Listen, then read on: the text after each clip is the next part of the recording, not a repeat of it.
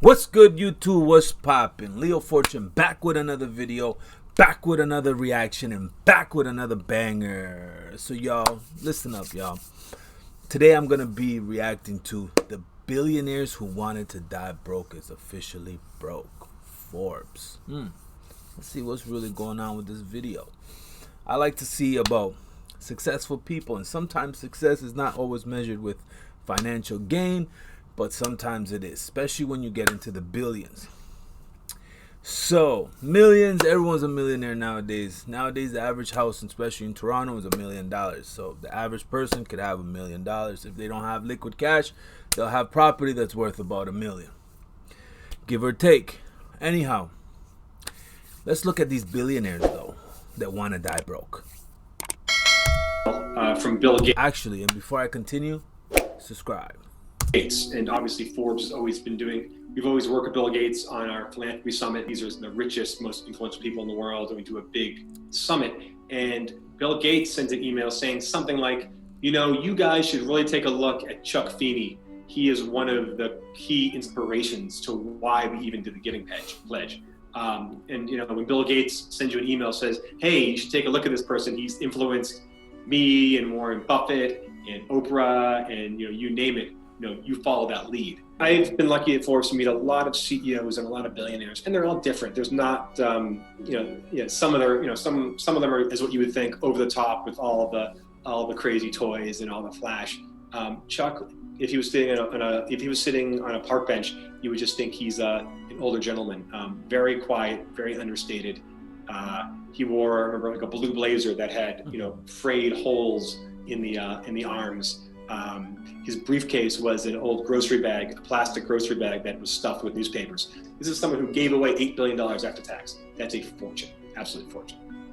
Chuck's the kind of person that he's very humble, and he will never brag or even tell you about what he does. Chuck Feeney grew up blue collar in Elizabeth, New Jersey, grew up in an Irish American neighborhood, served in the military, went to Cornell on the GI Bill, and then he went back to Europe. Feeney's first venture into retail was he was selling to American soldiers stationed in Europe, and he would sell cars, he would sell alcohol. And they were kind of like, he'd take orders and send it to him. It was always a secret to see where the boats were going next, and he would get those tips and then go and follow the fleet as they went from port to port to sell them alcohol, to sell them cars.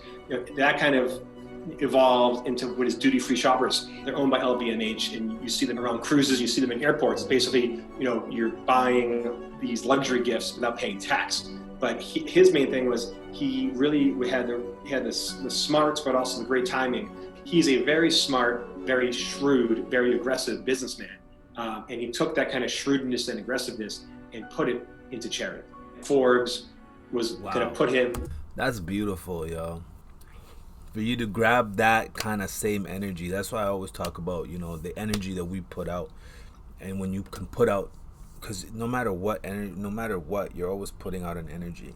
So whether it's negative or positive. So in this case, he actually was putting out, using his energy and using his force for good, right? That's awesome, because so many people nowadays are so greedy. Everything's about them, and they need money. I'm not giving it to them, I need it. You know what I mean?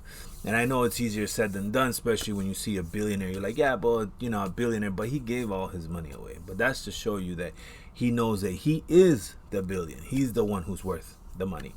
Because I'm pretty sure once you understand that, that's the thing. It's about awareness. Once you understand how to make those billions, trust me, he can give that away and he'll make it right back. Most billionaires, that's how it is. But that's sick. On the Forbes 400 in the 80s, and it ruined his life for a long time, because he was super under the radar. He hated paying taxes. He didn't want any attention. What do you guys think? Do you guys hate paying taxes or what? Comment down below. And suddenly we outed him as this extremely wealthy individual. And we also when we put him on the list at Forbes, we made two mistakes. The first mistake was he was actually worth a lot more than we said he was. And secondly, it turns out that the fortune wasn't his, it was his charities. Because at the time he had secretly transferred most of his fortune to the Atlantic Philanthropies, the foundation. And some people do this as kind of a tax dodge. For him, it was just a way to kind of do this giving while living plan. I'm not here to tell anybody. Giving while living plan. Wow. That's I love that. That's a good slogan to live by.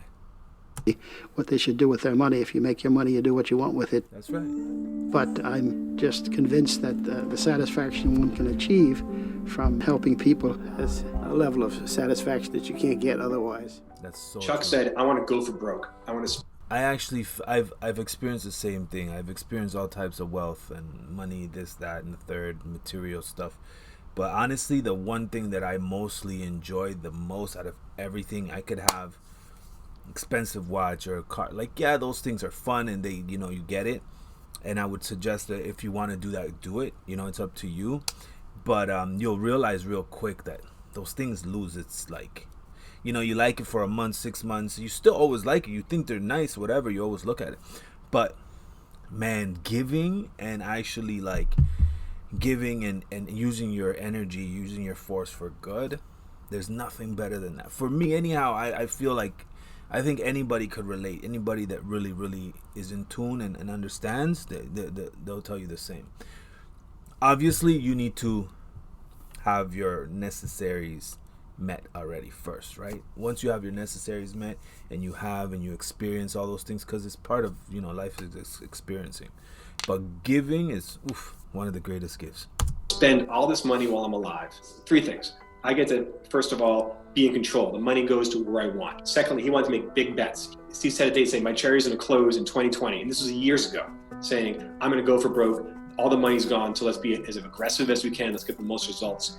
And the third thing is he got great joy out of giving, great joy out of philanthropy. And he wanted to see it all happen. He said, it's not fun. You know, if the money goes to these charities when you're dead, you don't get to enjoy it. You know, you don't get to watch the progress. You get to watch the money go to people that need it. He's still alive. He loves to be able to, you know, kind of see the effects that his foundation and the good that it does.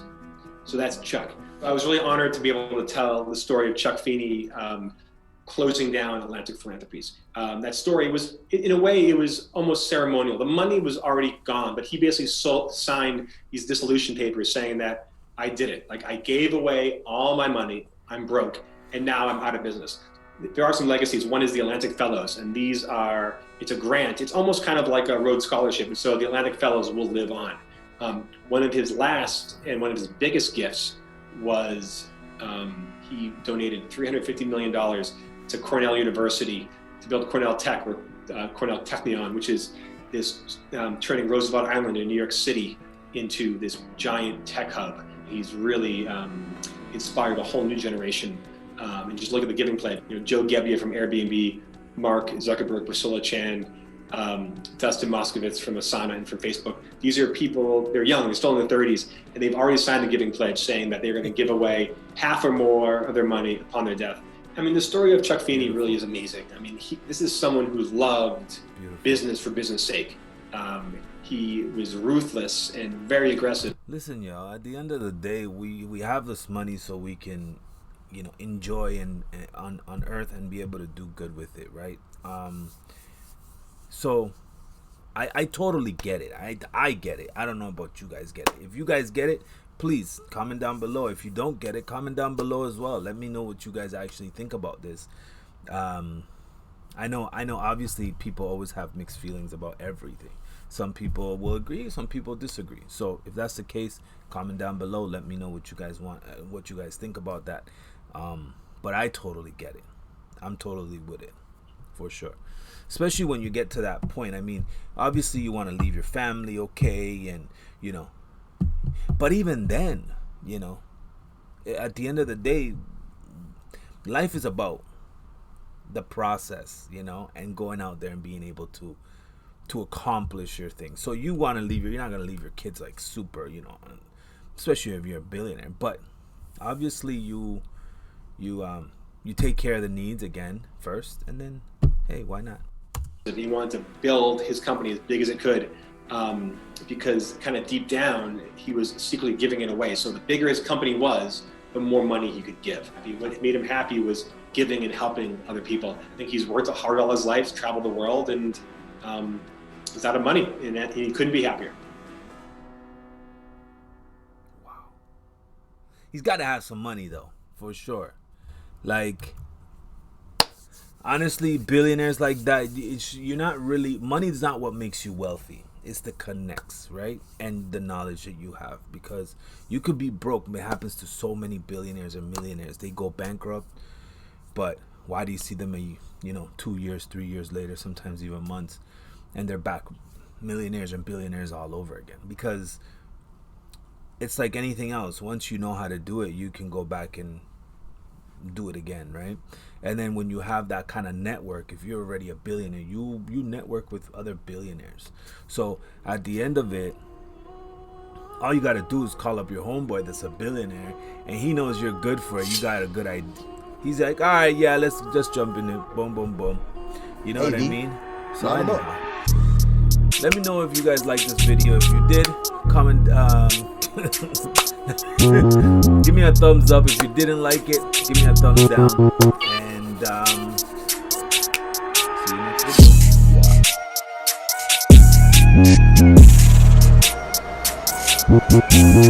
video.